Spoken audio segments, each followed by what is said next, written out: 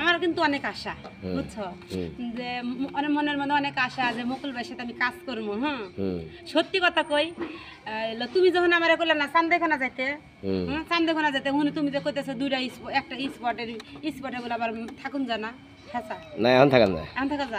এর লেগে কিন্তু সত্যি কথা ভাই, তুমি যখন ওই কথাটা কইছো যে আমি ব্যবসা বাণিজ্য ব্যস্ত আছি, তাহলে হুনে আওয়াজ হবে না, এর লেগে কিন্তু কয়দিন ফোন দিলেন কে, তাছাড়া কিন্তু ঠিকই তোমার চান্দেখানা।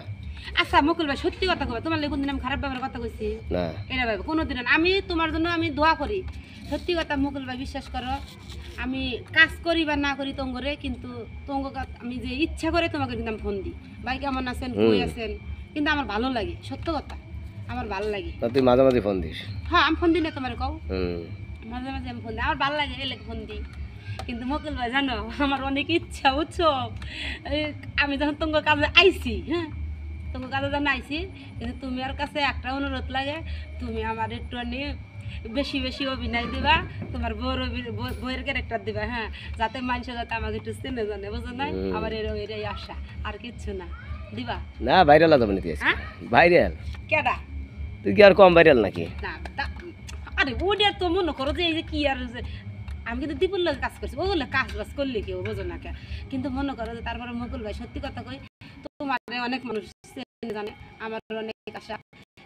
একটা ভিডিও করছি, কিন্তু ভিডিও করলেও মন মতো হয় নাই, মন মতো হয় না, ভালো কোম্পানি কাজ, হ্যাঁ ভালো মতো হয় না, এটাই হচ্ছে মেন কথা। আর ভালো কোম্পানি কাজ না, এগারালি বড় কোম্পানি, বুঝছো, এই যে মোতালেব না, খুব ভালো, মানে সত্য কথা কি, এই স্পটটা আমার আরো ভালো লেগে গেছে আসলে, খুব ভালো লাগছে, খুব ভালো লাগছে, অনেক সুন্দর, খুবই ভালো স্পটটা, অনেক সুন্দর, আসলে ভালো লাগছে, বিশ্বাস করো ভাই। সবচেয়ে বড় ধরনের কষ্ট লাগছে কি জানো, আমার না অনেক খিদা লাগছে ভাই, আমার আমার কথা হলো এই মুহূর্ত যদি আমাকে মরিচ বাতাতে বাতাতে আমি এত এই দোকানে তো কিছু নাই, গেলে একটা পারোটি আমি মাপ চাই, ওই দোকানের জিনিস আমি খামু না। বিস্কিট আছে না, বিস্কিট দাম, রুটিটা গন্ধ কয়, কোনো কিছু ভালো না, কে এত জ্বালা যন্ত্রণা, কে জ্বালা যন্ত্রণা তো ওই বই, বোঝো না ভাই। হুনো ভাই আর কথা, আমার অনেক আশা, হুনো ভাই আর একটা 1 মিনিট, একটু পরে তুমি এই ফোন কাটবা, কাটার পরে লাইভে যাবা, লাইভে যাইয়া আমার একটা নিবা, আমাকে এক সারা ভালোবাসছিল, বুঝছো, এই সারা আমার শেখা দিছে, বুঝছো, শেখা দিছে, এই সারা আবার আজকে বিয়ে করে বেড়াইছে টিয়া নিয়া, হ্যাঁ আমার বাড়ির গেটের সামনে বিয়ে করে বেড়াইছে, আমি তাইছি টাঙ্গাইল মুকুল বেড়ে যাইছি বিয়ে করার স্বাদ মিটতে যাইছি।